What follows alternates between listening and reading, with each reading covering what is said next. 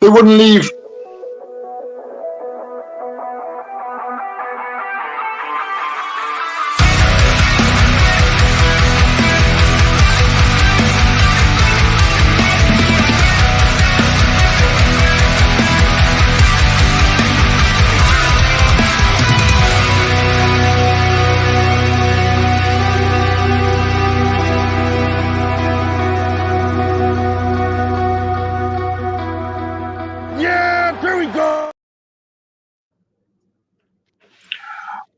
Oh, coming to a party? Good afternoon. You are through to the one and only Burn Long podcast on the 250th edition of the show tonight. Welcome along, as I said, to the celebrations. My name is the incomparable Shane Harris. Above me is Oliver Butler Henderson. To his left is our beautiful baby Hope. And what are you drinking, parents? What's going on? Diet Pepsi. Oh, you cool kids drink soft drinks at a party. Oh, man, I'm Pepsi Phil. Like I'm saying. You are Pepsi Phil indeed. So yeah, I apologise for my lateness. There you go, much better. So what have I missed? Nothing. Just my team getting absolutely spanked in front of 86,000. Oh yeah, yes, they too. None of my teams won the weekend, so I'm absolutely devastated. I did not have a great weekend. Yeah. Oh, what can I say? This is a 2-1 victory against Brentford. Happy with that, the Reds. Well, Bolton won 2-1-2, and then Tennessee went and spanked Bama. Unfortunately, the Niners couldn't make it a trifecta. Yeah, Newcastle lost to Brighton. West Virginia lost to Kansas, and then the 49ers lost to Kansas. But on the big side, TNS did win 16-0 on Friday night, which me and Shane were buzzing about. And stop saying that. Well, I said to baby, right? I said, look, shall I include Bolton in my ACCA? And he's like, I wouldn't. But he was wrong, and they won. Okay, we just about held on for a 2-1 win. Oh, take them out, you can get them sometimes. Can I confirm that? Can it, New Saints won 16-0? Were they playing the under 12 bloody league? Yeah, it was the first round of the Welsh Cup, so they were playing a team like 4 divisions below them. Okay. That's not bad. That really is bad, to be fair. Come on. But the thing is, they probably had at least one fan that turned up to watch their team lose 16-0. So, Shane? Yes. Wait, have a minute now. For the last time. TNS ain't my thing for the last time. But I'll tell you what is my thing. I'm talking about the away team that conceded 16. Yes, still Welsh football ain't my thing. I'm saying they must have had at least a few fans that turned up to watch them concede 16. As I said, right, Welsh football's not my thing. But I'll tell you what is my thing. The number 250. 249 shows ago, Ollie Butler Henderson and Ollie Hope had an idea, along with Thomas Shaw as well, of bringing, basically incorporating their passion and bringing the NFL news and views out to the world. 249 shows later, and obviously they picked up a couple of stragglers along the way. And yeah, things have been something. Boys, because you play with the sort of originators of the show, do you want to sort of take us through the germ of the idea and where it came from and maybe a couple of your favourite moments, perhaps? Okay, so Thomas Shaw, who was our founder, put out a post on Facebook asking if anybody wanted to do a podcast. And I commented, and a Chargers fan commented, and the podcast was born. The Chargers fan then dropped out, and we picked up this guy. You got this guy. Oh, that guy. I know that guy. Yeah, that guy. So technically, he's not a podcast OG.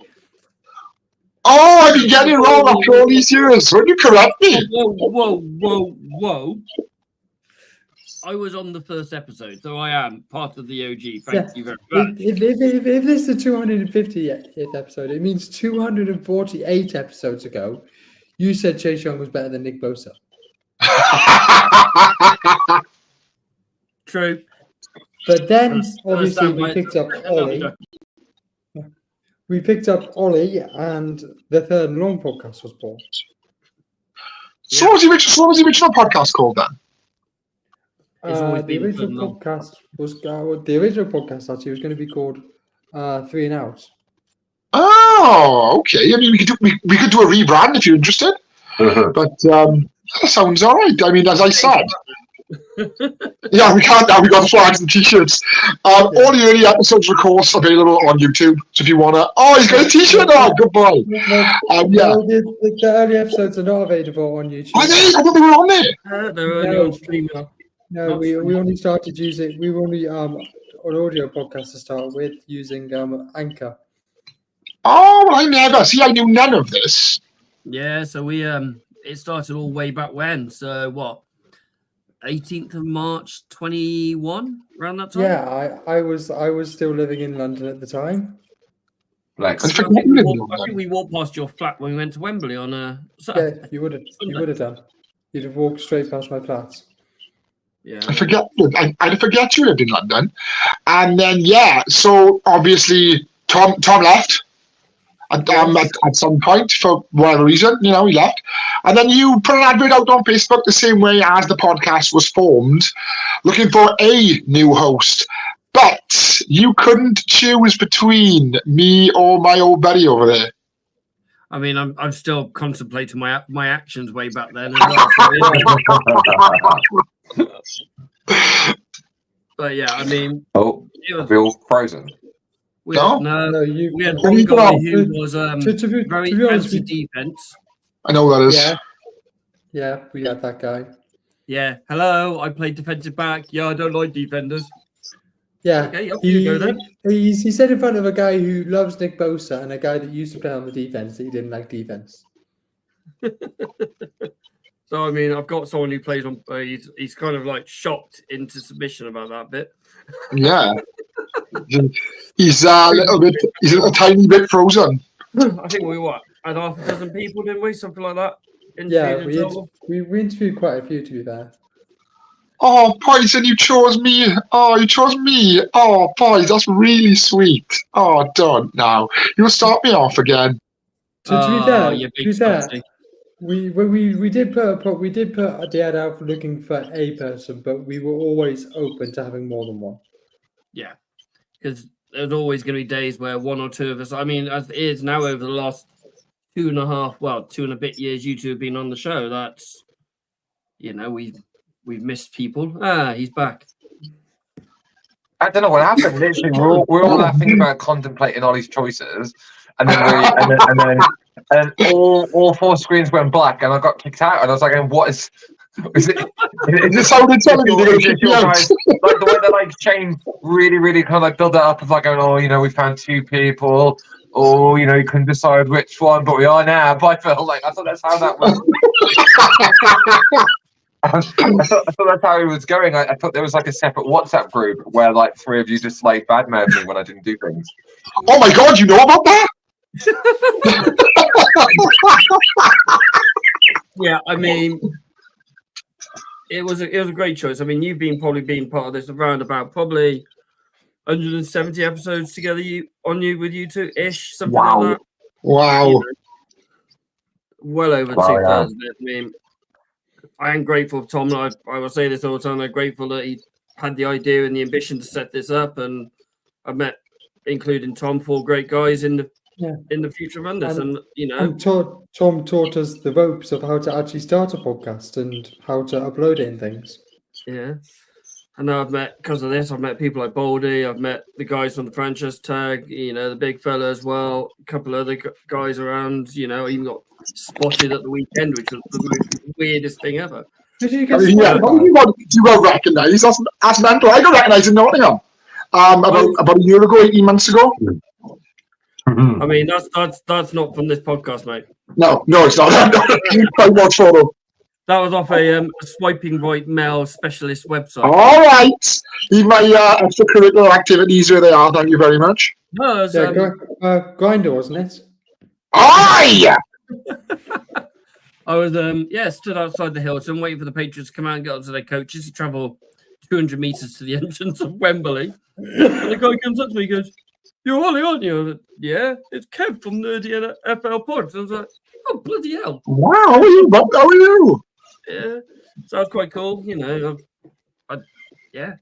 it's really nice. Stood outside Wembley on Sunday in the pouring rain, and like my dad and with Kelly and like obviously baby there with his family, with Baldy and Big Fella, and speaking to other random podcasters coming up, and it was like going, I actually feel part of a community now.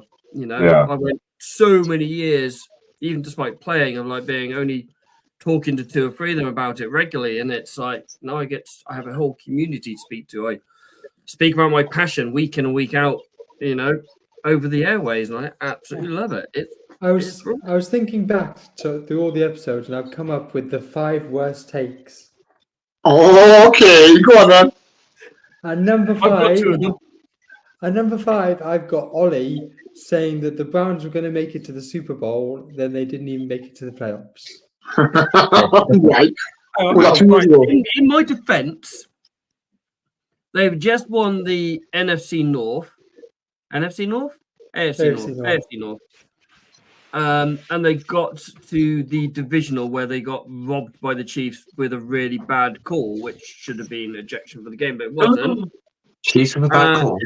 I know. It was the year that the Chiefs won the Super Bowl. So I didn't think it's not that much of a hot take, to be fair. I think there were a lot of people's dark horses going into that season. At number 4, I've got Ollie again saying that Frank Reich was a good appointment for the Carolina Panthers. Yeah. Yeah, I can't stand by that one. I see a theme developing here. And at number 3, I've got Mr. Butler Henderson. Again? Andy Dalton is a Hall of Fame quarterback. Hey, for that one game a season, he is. And number 2, I've got Ollie Butler Henderson. Oh my word! With the actual quote was, Chase Young is the best defensive talent to come out of the draft since Myles Garrett. At that time, I did generally think it. This was before he had all his injuries, mind you. Yeah. And number 1 is yours truly with Brock Purdy will not make it past the first week of camp. Oh, you did it a little bit further than that, I would say. I'm really surprised you didn't put me at number 1 with some of my Ollieisms, shall we put it? Well, I don't think anybody can be more wrong than me saying Brock Purdy wasn't going to make it past the first week of camp. No, I think we've had some. I think these 2 have had some great ones somewhere. Mr. Oh, P. yeah. But I mean, I also like to think back on our feud with Super Bowl winning quarterback Trent Dilfer. I think that's been a highlight. I thought like this. I don't want to say like it's a one-way feud, but like he doesn't respond to my tweets. So you just jabbing him in the face and then jabbing back. Oh, yeah. He just knows he doesn't have a comeback. Yeah, exactly. That was never. So I think now moving forward, we need to have an ops with a different NFL player that we feel is maybe over deserving of their actual, recognition in the NFL. So if you've got any suggestions about who the 3rd and long should go after next, can you just let us know on our socials? DM me if you want to. Who do you want parents to go after? Like, who do you want them to go after? Well, I've got 2 gimmicks. I've got two of my favorite moments of the show, right? Obviously, my first one has got to be the shout out to the reigning, defending, number 1 Las Vegas Raiders quarterback, Minshew Mania, brother. Oh, brother. And also... What was it, 3 picks and a fumble? Don't care. Yeah, he played yesterday. But you know what? He's keeping that job. He's keeping the starting line. He's back. And my second favorite thing about this show is when we get our celebrity guest on now and again, when there's trouble afoot in New Orleans or anything's going on with the Saints. We do actually have the Saints GM come on now and again just to pop along and say his piece, which is... I can't wait to come on next time and talk about Spencer Rattler, because I think after like a bit of half a season now, he might actually want to talk about him a little bit. Well, like I said, get on the phone and see what you can do. Spencer Rattler's just like a Mahomes. He looks like if you ordered Mahomes on Wish. Nice. I No, don't that's think it's right, Wish. I no, think that's it's Tulu. Viola from bloody Nebraska, the quarterback who looks like him, acts like him. In the off season, has gone to Mahomes' private quarterback coach. He is Mahomes 2.0. Right. Somebody do a vote. Shall we go on to this week's actions? And do I have Yes. Right. Let's start with Wembley and the whole weekend in general. Obviously, these gentlemen weren't involved in it, but on the Saturday, the Patriots, UK Patriots fans had a massive gathering in the Greenman pub in Victoria. Absolutely brilliant. There's about 1,000 people in there. Absolutely crazy. Hosted by Fred Kaiser, who is the host of Patriots Unaffiliated, so the official Patriots podcast. Looking forward to listening to his show on Tuesday because that could be really interesting. Giving away prizes, loads of things. You know, met up with the Patriots Touchback boys in there as well. Obviously, Dave was part of the show for a little while as well. And it was brilliant. Singing, chanting, having a joke and laugh. Patriots, pat the Patriots around, being absolutely crazy. But the highlight of the night, not Mason Cannon coming in, having chat to everyone, but Robert Kraft, the Patriot owner, rocks up at about 9:10. Can't get out of the way, make an entrance, so otherwise the special guest can't go in. And it's like, rumors started going, oh, it's Tom Brady. And then people started going around going, it's Robert Kraft's here. And you look out the wall, because we were literally near where the window is, see a couple of police motorcycles come in, and a couple of massive black Range Rovers rock up, blacked out, massive, another couple of police, and out comes this shortish, greyish, 83-year-old man, comes out, and the place just starts erupting. Absolutely erupting. I mean, I can't say what they were chanting. But it's something along the lines of Robert effing Kraft. And he gave as a chat for about 15-20 minutes, and then goes. 15 minutes later, the same escort rocks back up. He walks in, goes, I couldn't go without having a drink with you guys. 4 shots of tequila, him, Fred, and a couple of other guys neck this tequila. It's like, yes, Robert Kraft. That guy was absolutely brilliant. Just shame we couldn't do it on the pitch. That's all I'm going to say. Should we talk about what actually happened between the white lines? Yes. I don't know. I generally don't know. I mean, the Lions had a really good game, and so did Chiefs. I mean, if you don't know, you kind of wasted £100, really, didn't you? I wish it was that little, mate. No, I mean, right. It's a lot cheaper than Spurs games, anyway. Yeah. Is it? That's interesting. Okay. First quarter, really good. Really, really good. 10-0. 10-0. Brilliant.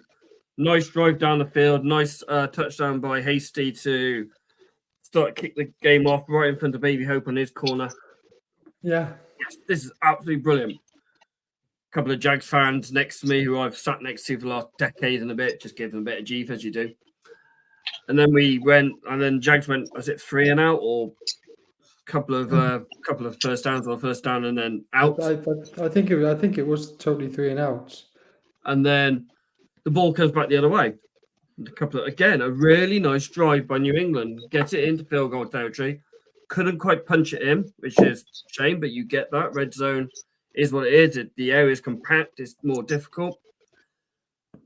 I go 10 up. Brilliant. Really good start. Giving the Jags fans a bit more grief. Yeah, I wish I never. Because... Yeah, I'm sure they gave it back to you tenfold. Oh, I got it back twice as much. Even the Buccaneer fan that sat behind me, Paul, who's I've known for like over a decade. I've got Matt and the two Matts who are always on the Jag screens whenever they rock up. It's really weird. And they're 2 kids. I won't give their names because obviously it's not on. But yeah, I mean, and then Jacksonville took over, including a 96-yard punt return by Parker Washington. Record-breaking 96-yard punt return. Was it the longest in NFL UK history or the longest in the NFL.com? Full I think stop. it's the longest in the Giants history, right? Longest in the Jags history and longest in any international series game. Yeah. Wow. I mean, punt returns happen. Punt return, I mean, you've had it happen for you, Shano, in one of the games. It happens. Rams last year, yep. It's about 10 or 12 times a season where you get this massive punt return and it either goes to a touchdown or they're brought down in the last 10, 15. It happens. That is not the fact that bothers me. It was a bit of an arrogance where he turns around and dives back in, but yeah, fair enough. It doesn't bother me. But nasty plunge. I think that was my dad's moment of the game when he did that. Right in front of us as well as you, you. Yeah, the first thing I saw, I was like, that would have gone right in front of Ollie. Yeah, I got a load of abuse from that. I mean, they scored a touchdown. It was a good touchdown drive from them. But what annoyed me is our offensive play calling just went out the window. We were going up against the team which was ranked about 29th, 30th in the passing defense. They've got one of their starting corners out, or one of their starting defensive backs playing at Cisco. That was it. Campbell's out, which is one of the best defensive backs in the league. He's out for the season, done with his ACL. They all stopped and they go to the run game. Our run game is non-existent at the moment because our O-line is obliterated. We've had 7 different combinations over the 7 games this season so far. And it's ruined, and our run game's done. Not from the likes of Mondry fumbling or not from the likes of just hitting the lines and stopping Antonio Gibson and Hasty, who, to be fair, had a good game, Hasty. But our O-line can't force these gaps open. They can't stop the blocks coming in. And they abandoned the passing game. And it's, no. Yes. You're going against a poor passing defense. Go against it. Go against their weakness. This game wasn't lost on Drake May because Drake May went 220-odd yards and 2 touchdowns with a passer rate of 102, I think it was, 103, something like that. So he had a good game. It's just Van Pelt has no idea how to run an offense. When you threw was when you had the good drives and when you scored the touchdowns. That was when you threw the ball. Yeah. The 2 drives, the one that in the 4th quarter where he literally, Drake May was about to get flattened by about 3 or 4 guys, threw an absolute peach to Keishon Boutte, who I think is going to turn out to be a really, really good wide receiver in this league. And then he threw another really nice one to, I think it was Kendrick Bourne, down the other side. 2 beautiful passes. And then, okay, go to the run. Yeah, fair enough. You're in that area. You go to the run. You still got 3 downs. And he threw a nice pass to KJ Obson for the touchdown. And, yeah, we're back into this. But then it's just, right, let's go for the 2-point. Okay, yes, you need to go for it anyway because we're 15 points down. But it killed us again because we missed it and we haven't got the run game going because our O-line's absolutely diabolical. Van Pelt is one of the worst play callers in the league at the moment. Shane, you had your hand up and then put it down, mate. Yeah. I just want to say, is this a glimpse into the Patriots' future? Because the only thing they can muster up with regards to rushing is 38 yards, and all of their offense came through the air, 257 yards from Drake May. Ollie, they're 1-6. Where do you think they go from here? Number 1 pick. No. Our problem is when you lose Matt Judon to trade. Christian Barmore's down. I can't remember the other guy off the top of my head who's down off the head, who are, so our nose tackle, our 2 best pass rushers are down and gone. Uche was ineffective at the moment because he has to do it all alone, so he's getting double teamed all the time. Jared Mayo said this team's soft. This team is I wouldn't say it's soft, but I'd say it's inexperienced and poorly coached at the moment. At the time, I did like Jared Mayo as the head coach. I think, yeah, great idea. But there was Mike Vabel out there now. If I was Robert Kraft, I'd be going, right, Robert Saleh's out there. We need someone to stiffen up this defense, have a great defense. Look what's happened to the Jets since he's left. Your defense isn't as good since he left your guys. He is one of the best defensive coordinators, one of the best defensive coaches in the league. Go and get him. Help Jared Mayo if you want to keep Jared Mayo. Go and get one of Shanahan's tree coaches as offense caller. Go and get or McVay's trees callers as the offensive to bring new life into this. Because Drake May needs as much help as he can, and this team's not going to give it to him otherwise. Baby. Okay, so you've spoken a lot about the Patriots, but I do think we need to give the Jags some credit too. We made Jacksonville look a lot better than they actually are. Well, let's just look at the stats. So Tank Bigsby, 26 carries for 116 yards, 2 touchdowns. Brian Thomas, 5 receptions, 89 yards, 1 touchdown. And I remember an absolute bomb from Trevor Lawrence to Brian Thomas for 58 yards. Drake May, Kelly's just come in saying Drake May will be good and looks like a franchise quarterback, but rebuild needed around him. Next draft will be very important for the team. And I agree with that. Yeah, me too.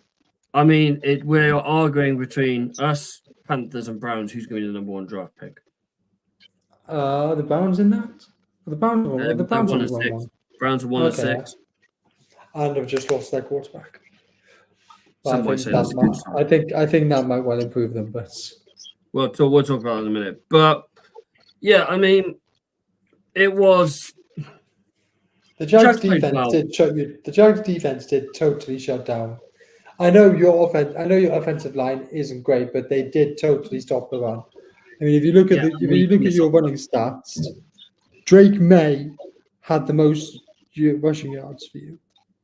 Wow. And that was on 3 carries, with one of them being 15 yards, and he totaled 18.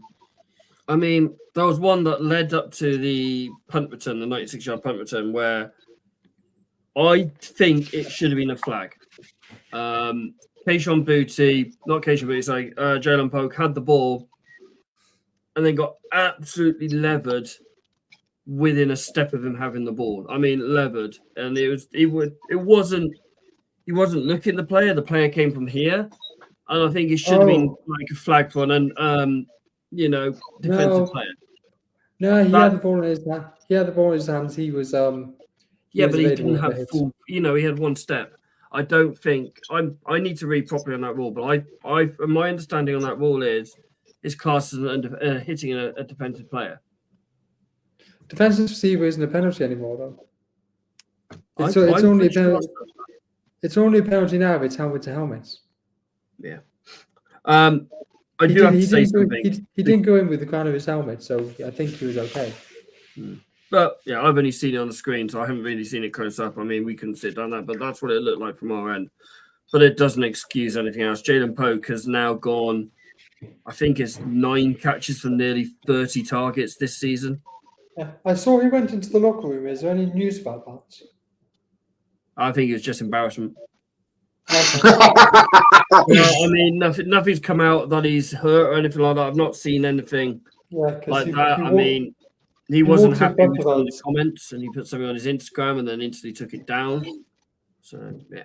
Yeah, he walked in front of us on his way into the locker room with about 5 minutes to go in the 4th quarter, I think it was. Yeah, it's about that. Yeah. Personally, I think now Kendrick's back, he's going to get a lot less targets, because I do think our wide receiving core moving forward to build around is Kendrick Bourne, Kayshon Boutte, and Pop Douglas. They are by far the 3 best wide receivers we've got in that class, in that wide receiving room at the moment. Hunter Henry and Austin Hooper, 2 good tight ends. You just need to build that O-line up now and give Drake some chance to go forward. The defense is coachable, the defense is manageable. When you get your 2 key players back in Jennings and Barmore, that's the guy it was. You've got a defense to build on there. It's not going to be the defense it was under Belichick, because Belichick is a defensive genius no matter what. But if you can get that offense firing, scoring 5-6 touchdowns a week like they used to, it doesn't matter if you can see 4 or 5 every week. That's what they need to work on, and then just build the defensive pieces up. I mean, they've got 130 million to play with in cap space next year. Head injury. I've just been told Polk had a head injury. That's why he left. And thank you, ladies and gentlemen, for tuning into the Patriots podcast. We shall speak to more about that now next week's episode. No, I've had enough of that now. Oh God, week 14. Oh, and we got New York on Sunday. Great. So they say you'd give these Pitt enough jip for the amount of Niners hyperbole that they come out with. So yeah, you were getting the same. I very rarely do it. Although I have to mention something though. Well, we're still talking about the Patriots. No. Obviously we messed it with just when you think you're moving on, he brings it straight back. Every now and then, it's actually brilliant how like blunt and dry baby can be, which is I absolutely love because it comes out of nowhere sometimes. Like I'm very like court jestery, and, like and Shane and Hendo have theirs, but like when baby hits that dry shade, it just hits you on a different level, doesn't it? Why are we still talking about the Patriots? One more thing that's non-football related. But it is to do with the Wembley weekend. It's when I'm tired and cranky. Yeah. So one more that is non-football related, but it is about the Wembley weekend. So obviously I met up with Baldy, the big fella, the franchise tag guys, the Jags Across the Pond and a couple of other podcasts that bounced around. Obviously I was with my lovely partner Kelly and with Baldy, the big fella, who she's never met before. And Baldy, aka Mark, goes, "Oh, I love your nails," to Kelly. And me and Big Fella both looked at it and go, "Did he really just say that?" So it was unmasculine someone straight away, mentioning about a woman's nails. Yeah. Well, I was going to say, I can imagine Kelly probably had a whale of a time. She's very much valleys like me. She'll talk to anyone, Yeah, she is. Not quite as valid as you, mate. Oh, no, many people are, but just stuck in the valleys, dude. Right. Very quickly, let's roll over to Thursday Night Football. The Saints got absolutely trounced by the Broncos with a 33-10 defeat to Denver. Now, this means Sean Payton has become the 8th coach of all time to beat every single team in the NFL. Wow. Yeah. He's going to go down as one of the greatest coaches of all time. Phil hates that. Yeah, who would have thought Denver would be this good at the start of the season? I would have said this bad. They've now gone to 4-3. They're only a couple games back from the undefeated bloody Kansas City Chiefs. Yay! Sorry, spoiler. Wonderful. Can they make a playoff run? I can see them sneaking in the wild cards. And they're looking better and better each week. And then it's only given Sunday, really, isn't it? Yeah. If Bo Nix takes him to the playoffs on his first season as a rookie, he will probably be given the key to South Park, Colorado. I've just seen that Jared Stidham even had a carry. Minus 2 yards, mind you. 2 carries, both went backwards. Yeah. I mean, there was pictures of Spencer Rattler literally walking off halftime going, "What are we doing?" Literally, you could see him mouthing, "What are we doing?" They were shocking. Absolutely shocking, New Orleans. Their wheels have well and truly fallen off the bus. Dennis Allen's seat is getting a little hotter, shall we say, as we speak. Oh, Dennis Allen should have been sacked at the end of last season. And do we think about all the hype we had when the Saints were 2-0 and had absolutely lit up 2 teams. And at the start of week 3, the prediction came in. I said, I do not trust Dennis Allen. True, you did. You very did, my friend. And now I'm looking like a genius again. But boys, they're doing this without Chris Olave as well. Chris Olave's out with a concussion. I think they're doing this without without Derek Carr as well. They're losing their 2 biggest offensive weapons. And no Rashid Shaheed either. Exactly. I believe he had was it something to do with his knee or his patella or something? Oh, Rashid. Yeah. He's out for the season. He ruptured the patella tendon. Oh. Done for the season. Trust me, I know how painful that is. I mean, yeah. Saints are done. So, Thursday Night Football done. Sunday London game done. Let's roll on to. Oh, you sure you don't want to talk about the Patriots a bit more? No. Hey, you wait until your game rolls around in a bit. Oh, we have some fun with that one too. Right. Oh, don't let's worry. roll on to. I'll be right there next year going in on the Niners. Let's roll on to what is the game of the week. I have some audio to play first. So you're going to see our faces and we're going to listen in. I hope I uploaded it. Is that it there? I hope that's it. No, that's not it. We'll carry on. I need to upload it. I haven't uploaded it. You can tell this is live, can't you? Right. Yeah, I mean, I think this was a game of the ages. I was listening to it in the car on the way home with Vikings commentary. They were getting very excited when they went 10-0 up. Very excited. And then you can see them getting more and more angry, more and more against what the Vikings were doing. Justin Jefferson sounded like he got more and more upset and more frustrated as the game went on.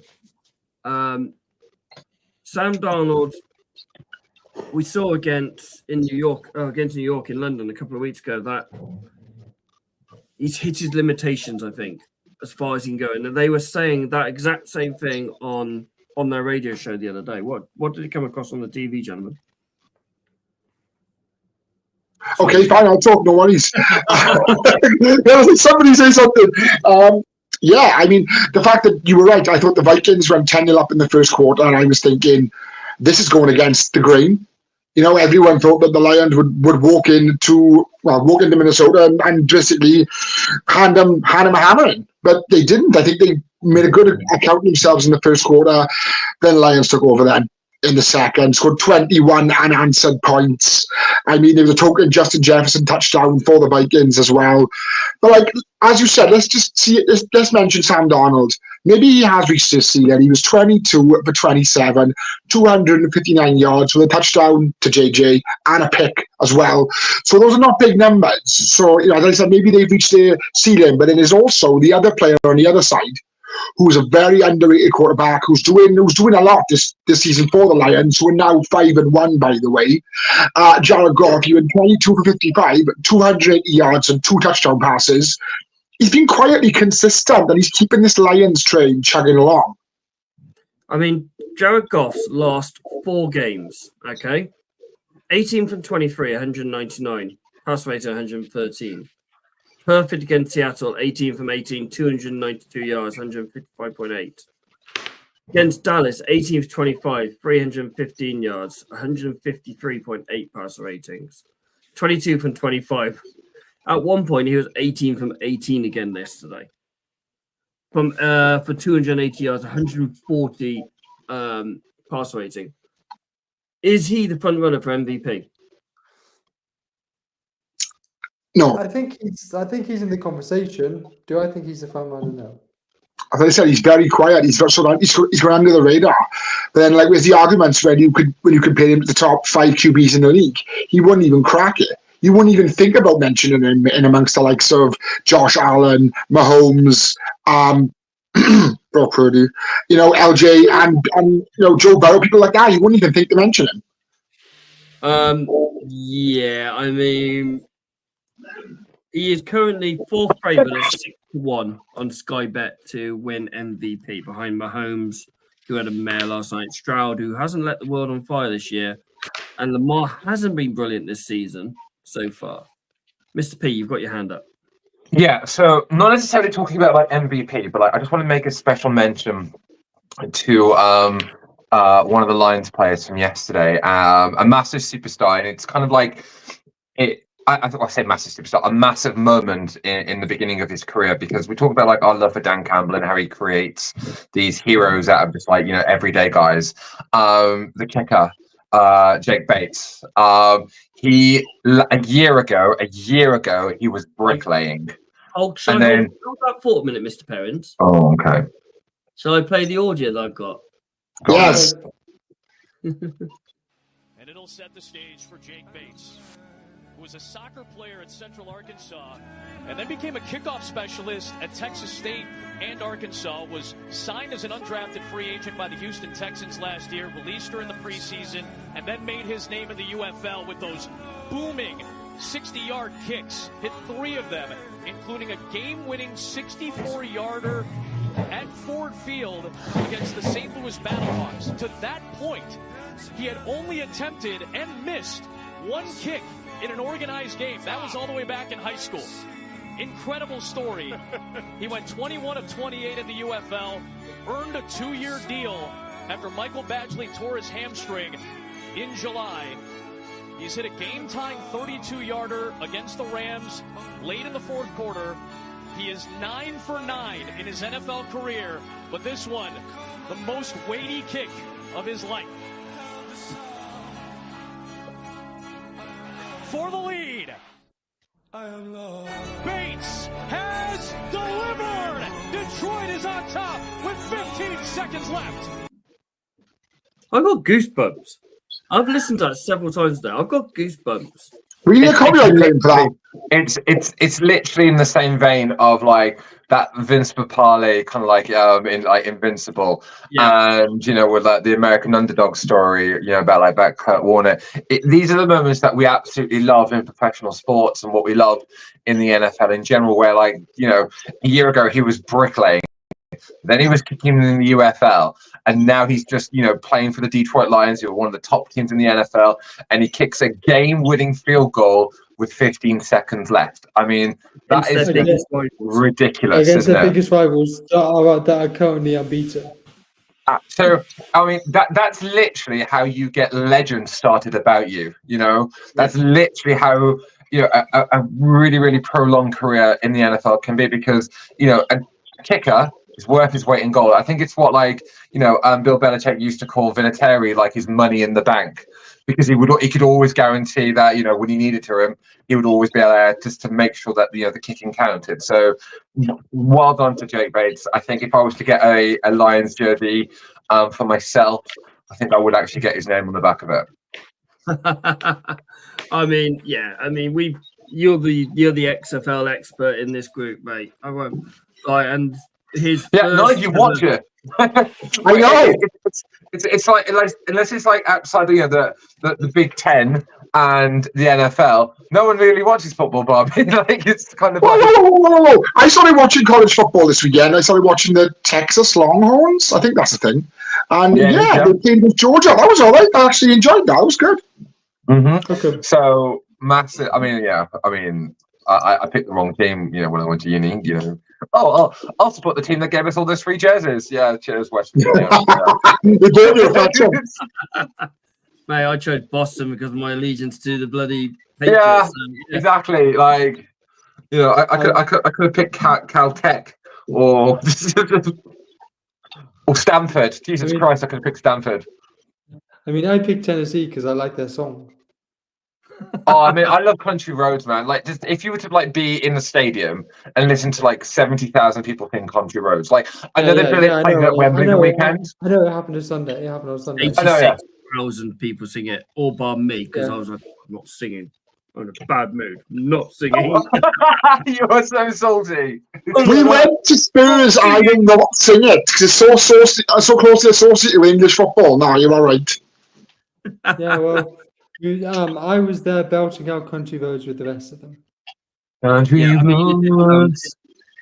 seen videos from Andy, shared it, a couple of other people, the NFL guys that I follow around sharing it, and it did sound absolutely awesome. Going back to colleges, I mean, Alex from the franchise tag, both times I've seen him now the last couple of days, had his USC jersey on, number 15 on it, so I think that's pretty cool, to be fair. We know Baldy's a big Notre Dame fan. Well, I wonder if he's found out the scores yet. He said to me on Sunday, "Don't tell me the Notre Dame score." I don't actually know it myself, mate. I think I know 3 college game results from the weekend. That was it. Right. Your turn to break your team now, gentlemen. Okay. Go on. Fire away. Okay. One of you two. Phil, do you want to start? Yeah. So I mean, I won the prediction, didn't I? I must have won the predictions this weekend, by the way. 3 of us got 2. I didn't. Well, I have. Yeah. You got 2. I did not get 2. Yeah, you did. Because you went Patriots and Texans. I've got it here. Texans lost. Yes, he did. But I got Chiefs and Lions. Yeah. All right. So did I, mate. All right, fair. Okay, so Newcastle United let me down. West Virginia let me down. Wolverhampton Wanderers let me down. So I just knew that the 49ers curse was going to let me down as well. I was always under the impression that Kyle Shanahan's dad was Mike Shanahan until last night when I realised that Kyle Shanahan's dad actually is. It's good that your impression that Kyle Shanahan's dad is Mike Shanahan, because that's the truth. No, but I thought it was This Mike actually Shanahan. happened. And until last night when I realised that Andy Reid's actually Kyle Shanahan's daddy, because Woo-hoo! Kyle literally, and do you know, and upon reflection, because I went to bed angry, I went to school angry. My year 11s gave me crap about it because they knew, so I treated them I love that. pretty much badly as well.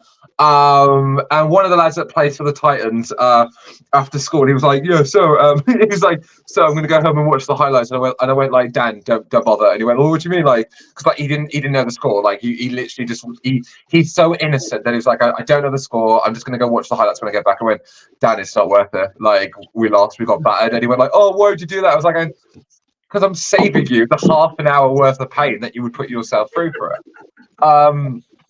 So Kyle Shanahan. All right, basically, to sum it all up, the team is done.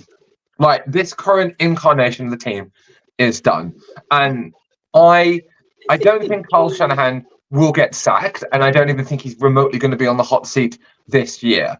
I think, if anything, his loyalty to some of his coaching staff is going to be his undoing, i.e., defensive coordinator and special teams coordinator, because that is epically bad on many scales. I think we have too many players who are getting older that are on big contracts without enough young players really coming through. I don't think we've even remotely thought about investing protection for Brock Purdy outside of Trent Williams, who, by the way, as soon as it looked like we're getting spanked, decided to do what Trent Williams always does and gets himself ejected out of the game. Because he had the habit of doing that, by the way. He properly throws his teddies out the pram.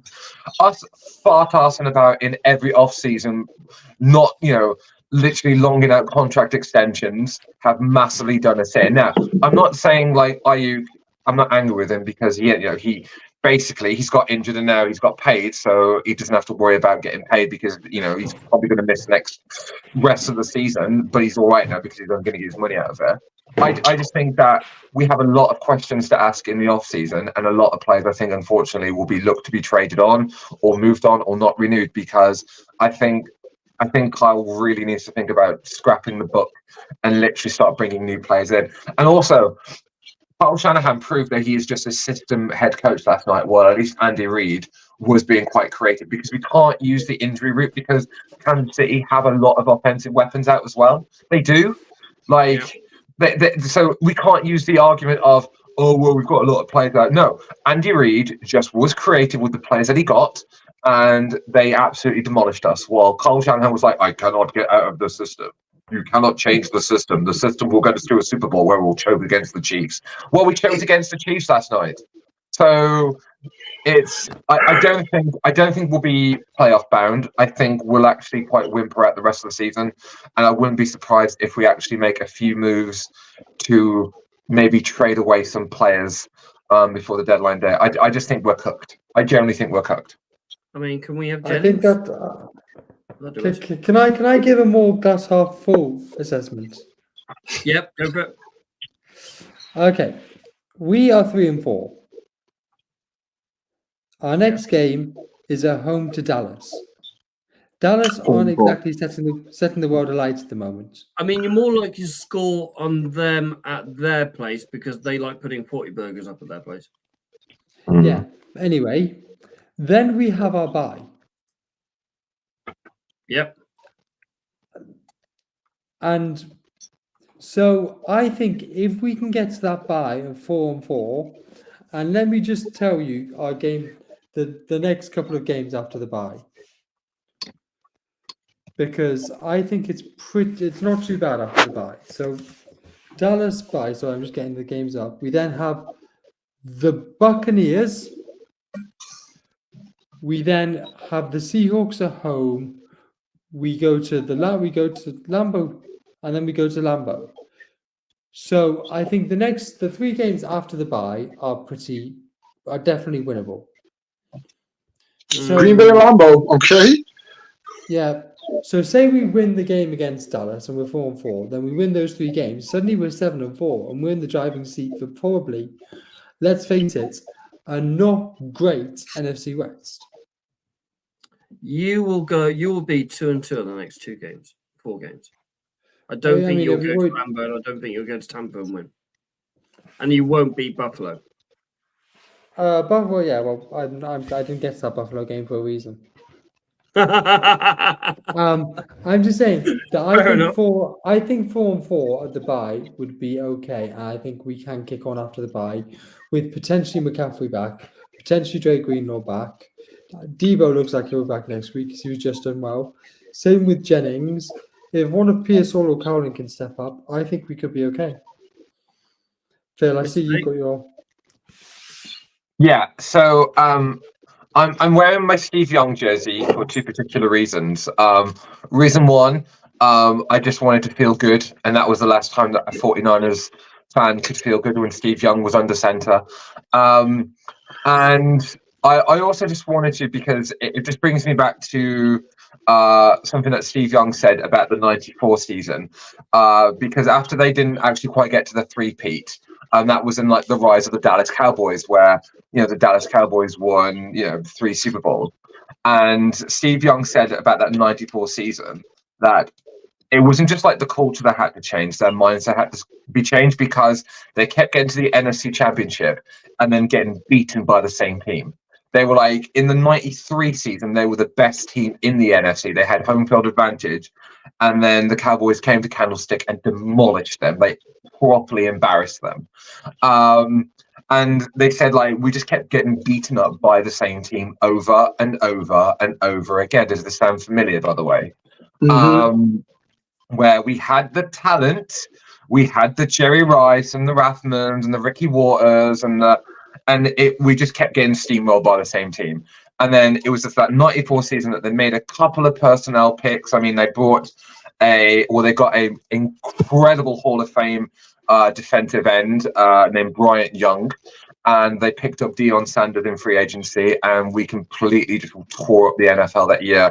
We were blowing teams away left, right, and center, and then we won the Super Bowl that year, beating the Dallas Cowboys twice in regular season and in the NFC Championship game. And that was like Steve Young's monkey up his back moment. I'm not saying this is the 49ers or the Kyle Shanahan monkey up his back, but Kyle Shanahan is 0-40 when a team is down by 11 points in the 4th quarter. He has a horrendous record chasing games, and he has a horrendous record in NFC Championship games and Super Bowls, where he has been in charge of massive letdowns, where his teams have capitulated after getting really, really healthy leads. I think Kyle Shanahan has to change how he approaches things, because he's not going to get sacked, and he's not going to have like a rebellion, because his players love him. You hear how people love being in that organization because they kept saying how much they love Kyle. I think Kyle needs to change how he goes about game planning, and also the whole thing about like having offensive or defensive coordinators. Every time we get one that's really, really good, we lose them a season or 2 seasons later. That's literally it. We lost Salah, we lost D'Amico within 3 years. And that's too proper. So we can't keep like replacing quality for quality for quality and finding hidden gems every single time, because the law of averages suggests that we can't do that.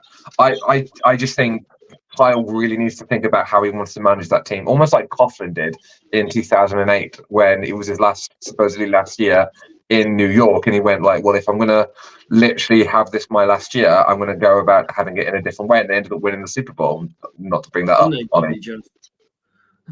So yeah.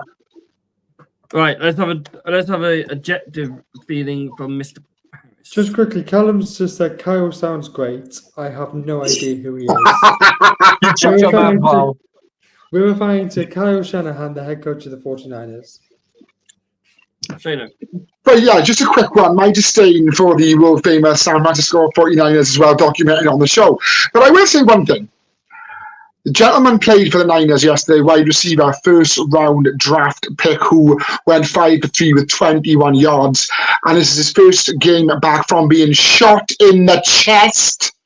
Ricky Pearsall. Boys, I think we should just take a quick clap together for him. Honest to God, that's an amazing effort. Like I said, you know, that's he's got to be comeback player of the year. He literally could be, yeah. When he made his first catch, he got a standing ovation from Levi. Yeah, good. Yeah, it was brilliant. To be fair play to him. Baby Oak. So we've talked a lot about the 49ers, but we've not actually talked about the game yet. It's okay, we don't do each one again. So what? So I'm gonna move on to the game. Yeah, Purdy looked off as hell. I said this last night. I'll say it again. Last night, Purdy played like he was the 262nd pick in the draft. He looked rattled. He made look like a superstar. Yeah. He was throwing into triple cover. He threw into triple coverage. At one point, he threw into quadruple coverage. I mean, the overthrow of Bell was awful. I still don't know who he was throwing to on the first pick. And Purdy just did not. Purdy looked like he did in the Ravens game at Christmas. Honestly. I mean, like I said on the commentary, he has these games in him, which what you don't want from your franchise quarterback, because he is your franchise quarterback. You don't want that guy. Yet again, the special teams comes to bite us in the bottom. I think we let arse in this show. I don't know. We let up a 55-yard punt return. That was so close to my play of the week. So close. Yeah, but that would just been retaliation for what I picked for my play of the week. I don't know what you're on about. Yeah. I know we stopped the fake punt, round of applause us, but I mean the fact that Kansas City even thought to try that sort of shows what they thought of our special teams unit. How our special teams coordinator, if after the bye the special teams coordinator still has a job, I think somebody needs to say, Kyle, you need to off him. But all in all, my reflection of the game is a couple of people played well on the defense. I'm talking Lenore and I'm talking Mustafa, apart from when Mustafa got run over by Patrick Mahomes. So there was some there were some flashes of some good plays. But all in all, it was a pretty poor performance by most of the 49ers star players. I know we didn't have that many on the field, but yeah, that's my opinion of the game. It was poor. Who would have said in 2024 Kareem Hunt would have the most rushing yards in this game? That's bonkers. He had 78 rushing yards and two touchdowns. Noah Gray had 66 yards from 4 targets for the Chiefs. You know, neither quarterbacks played well. There was 5 interceptions between the two quarterbacks, and these meant to be the two best quarterbacks, or 2 of the best quarterbacks in the league.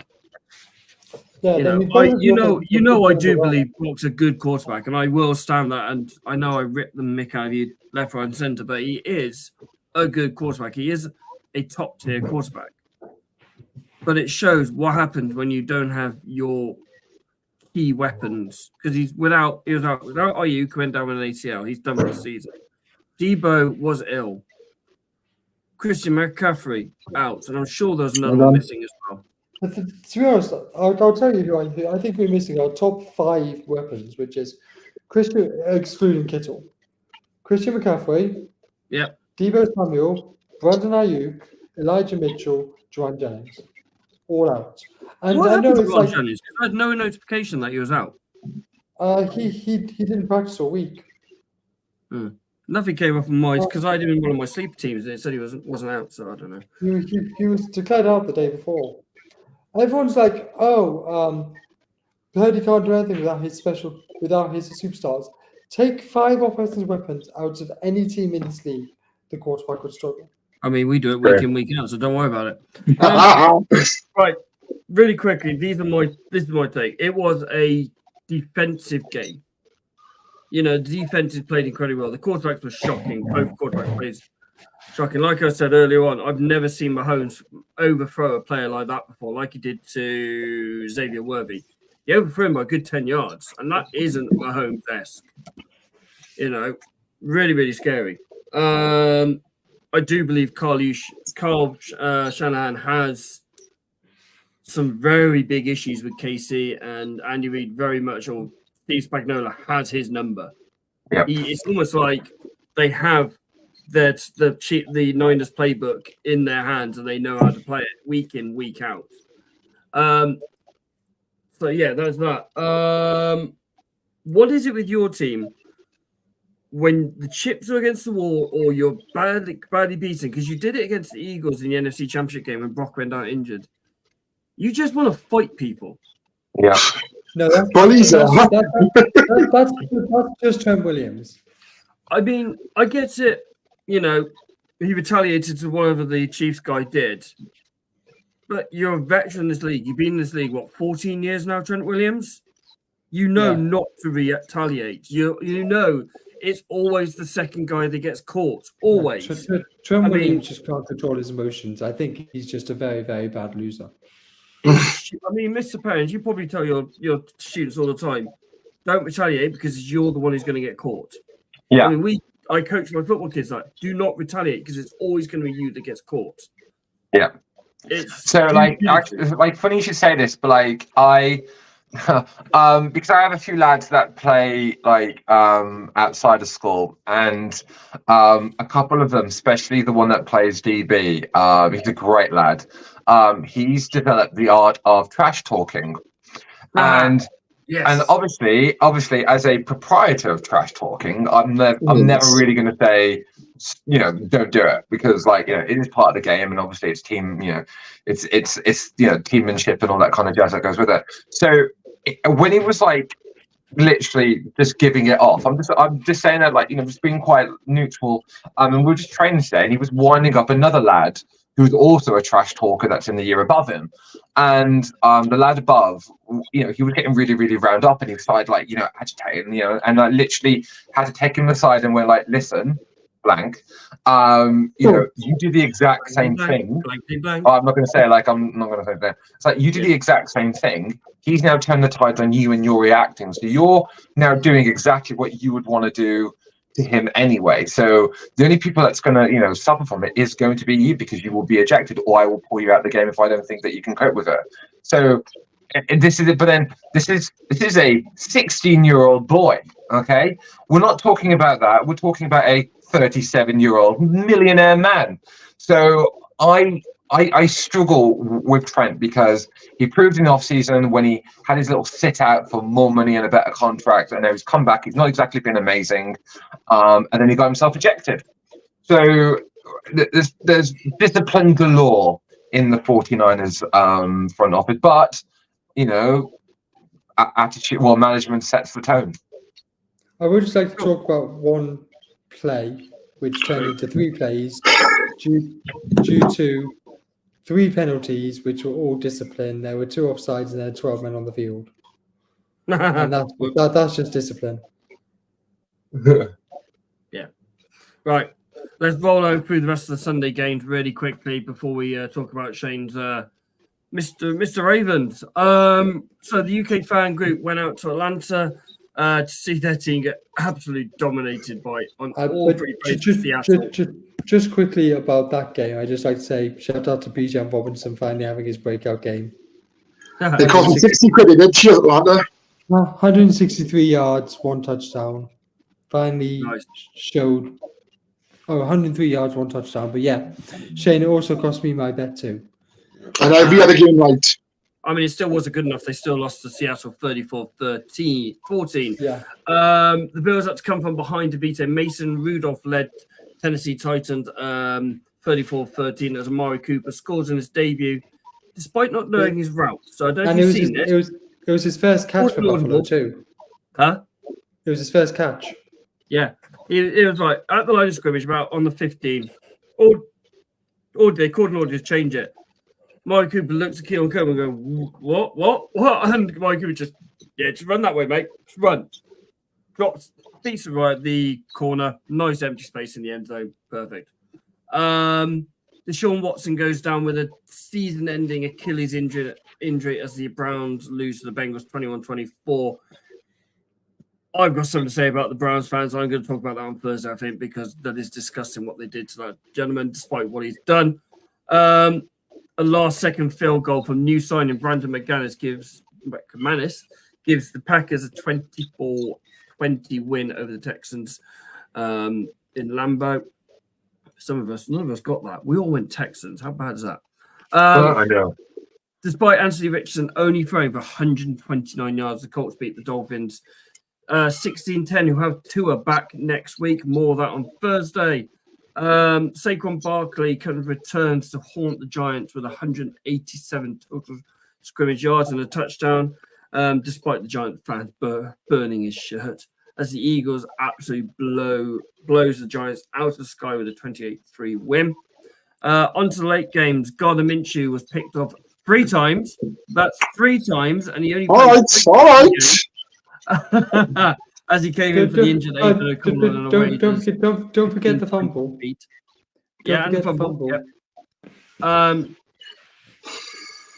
It doesn't matter who seems to be under center for Washington, as Jaden Daniels exited early in the game as veteran Marcus Mariota, not Marku, as I wrote in the thing, leads the Commanders to a 47 win over a very sore Panthers, and they are literally challenging the Patriots for the worst team in NFL currently. Russell Wilson rolls back the clock to his best days as he led the Steelers to a 35-13 over a very poor New York Jets team. Maybe Robert Saleh wasn't the problem in New York. No, I think it's that number 8 in under center is. Baby, were you twirling an imaginary towel then? Yes. Our friendship will be tested if you do that again, just to make you aware. Oh, I've got one here. Oh, I've got one as well. I've got one. Bin. I wouldn't wipe my dishes with that or anything else. It's a red one that we got given on Saturday night. So fire to it. I've got a Niners one that I got when I went over to Levi. I might actually buy a Steelers terrible towel and stick it just about there. No, you don't need to do that. Right, Shano, your lot are playing tonight. I think you are actually the first game tonight as well. Yeah. 1:15 a.m. here in the UK. The Ravens, the 4-2 Baltimore Ravens, roll into Raymond James Stadium to take on the equally 4-2 Tampa Bay Buccaneers. The Bucs will be without Rashad White, Jamal Dean, Vita Vea, who will be a big miss for them. But as we saw last week, they are very capable. They put 51 points up against the Saints, who admittedly weren't very good, but still, about 51 points up against any NFL team is an achievement. But that's enough about the Bucs. You know for a fact that LJ and Derrick Henry, the probably uncrowned MVP of the season at the moment, and I may be slightly biased in saying that. I think it's going to be a very interesting game tonight, as I said. They're both 4-2, and I'll probably be up watching that. I mean, don't get me wrong, I'm probably going to die in work tomorrow. I should have booked the day off because, with Wednesday coming around, which nobody's mentioned yet, by the way, I'm quite sad about this. And it's going to be a really big game. I think the Ravens are missing Keaton Mitchell. He's still on IR, but he shouldn't be much longer. Malik Harrison's out. Broderick Washington's out. I think Rashid Ali is out as well. But Ollie, I meant to say this to you earlier on. There's a defensive back who's been playing out of his skin for Baltimore called Owen Jones. He's been fantastic. I really rate him highly. And from what I've seen of him, he's fantastic. Phil, what do you think? Sorry, I missed that then. You went really quiet. Sorry, try it again. The defensive back for Baltimore, Owen Jones. Owen Jones. What the world's lad? He's not Welsh and daft. There's no player called Owen Jones. Well, I mean, his name's Owen Jones, but his mates call him OJ. So Oh, we can talk about famous NFL players called OJ if you want. No Big himself. Not Yeah, as I said, I give the kickoff at 1:15 at UK time. So yeah, as I said, I'll probably be up for that. And there's also another game tonight, which is K-Code's Arizona Cardinals against the Los Angeles Chargers. Gentlemen, what do we have to say about that one? It depends if they can get that Arizona offense firing, because the last game they were shocking. Obviously, Marvin Harris went down with concussion, but they couldn't get the run game with James Conner either. You know, they played incredibly well against the 49ers and beat the 49ers and then was absolutely shocking the next week. So, never know. Could be a pretty good week. I have to admit, it's good they've got this Baltimore game on, because otherwise nobody will be watching NFL tonight. This is true.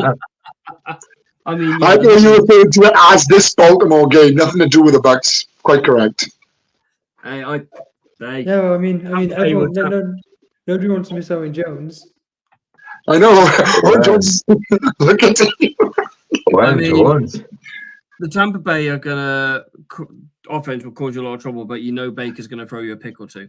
Yeah, Mike Evans is terrifying, as is Chris Godwin. You know, and Baker plays well. Cade Otton's a decent tight end too. I think was it? Bucky Irvin. I couldn't think of his name. Yeah, he's decent as well. They're no slouches by any stretch of the imagination. They're a good side. They give us a test, I think. Mm-hmm. Very, very, very, very good. Can I pick Owen Jones as my player of the week now? If you want to. Look at it, nothing at all. Most definitely. Right. Before we wrap up, just want to say a quick thing.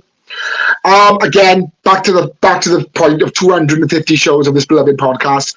Here's 250 more, and we roll on and keep going and keep going. Yeah, I mean, like, if you see us, come and say hello to us. You know, we're always out and about on the socials. Like and share our stuff, because it helps us grow. And, you know, without you lot listening to us, we don't get better. We don't get bigger. I mean, we're happy just to sit here and talk about NFL between the four of us week in, week out. But the fact that you guys like and listen and share our stuff just makes things better for us going forward, you know, the end of the days. Shane, what is happening on Wednesday, apart from the start of the NBA? Nothing. Right? What have you heard? Anything happening Wednesday? What have you heard? I'm just really excited because the Celtics start. At least, Boston. I mean, there's United have got Fenerbahce Wednesday night. There's nothing to do with my 39th birthday. You're 39 on Wednesday? Yes. Oh, mate. I'm sure I told you that. No, you hadn't told us. No, oh, boy, I must have told everybody else because, you know me, I'm a big mark for myself. Yeah, man. Right. Ladies and gentlemen, we'll be having a belated birthday show from Mr. Harrison, episode 251. Oh, yeah. As always, we will be back on your screens on Thursday night. Until then, ladies and gentlemen, good night and stay safe all.